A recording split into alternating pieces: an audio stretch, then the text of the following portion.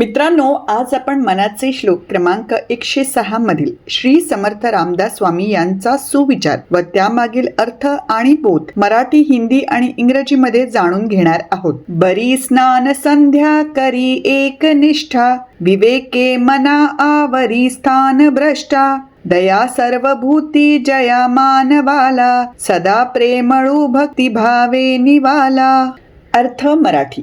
या श्लोकात रामदास स्वामींनी मनाने कसे आचरण करावे याबद्दल सांगितले आहे की माणसाने आपली स्नान संध्या अर्थात नित्य कर्म व ईश्वर पूजा पूर्ण श्रद्धेने आणि एकनिष्ठेने करावी. स्थान भ्रष्ट होणाऱ्या आपल्या मनाला विवेक बुद्धीने आवरून योग्य मार्गावर आणावे.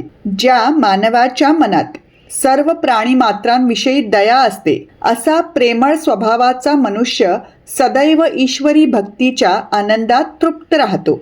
मित्रांनो, आयुष्यात यश मिळण्यासाठी जीवनाला शिस्त असणं आवश्यक आहे. शिस्तीची सुरुवात आपली दैनंदिन कामं वेळेवर करण्यापासून होते, परंतु आपलं चंचल मन सतत आपल्याला भटकवत राहतं, ज्यामुळे आपल्या शिस्तीत भंग पडतो. म्हणूनच अशा चंचल मनाला आवर घालणं व शिस्त लावणं गरजेचं आहे. यात आपली विवेक बुद्धी व ईश्वर भक्ती आपली मदत करते. ईश्वर भक्तीचा सर्वात सोपा परंतु तितकाच प्रभावी मार्ग म्हणजे ईश्वराचं नामस्मरण. म्हणूनच मनात सतत ईश्वराचं नामस्मरण करत राहावं.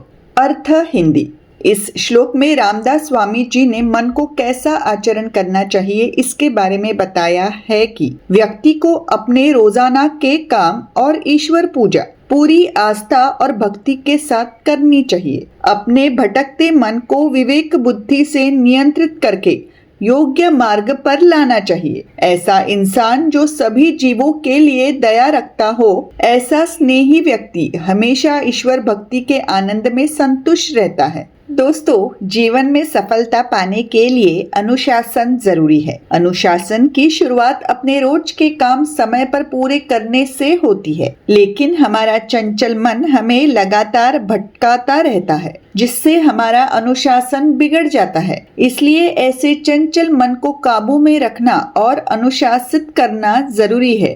हमारी विवेक बुद्धि और ईश्वर भक्ति इसमें हमारी मदद करती है. भगवान की भक्ति का सबसे सरल लेकिन उतना ही प्रभावी तरीका है भगवान का नाम जपना. इसलिए व्यक्ति को अपने मन में लगातार भगवान का नाम स्मरण करना चाहिए. अर्थ English.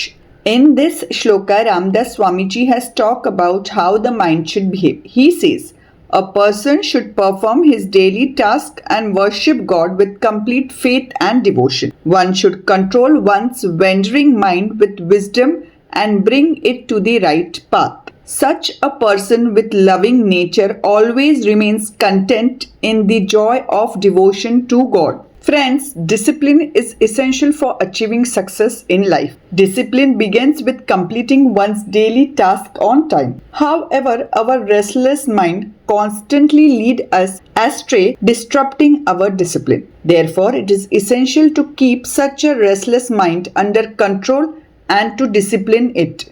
Our power of discernment and devotion to God helps us in this. The simplest yet equally effective way to practice devotion to God is to chant His name.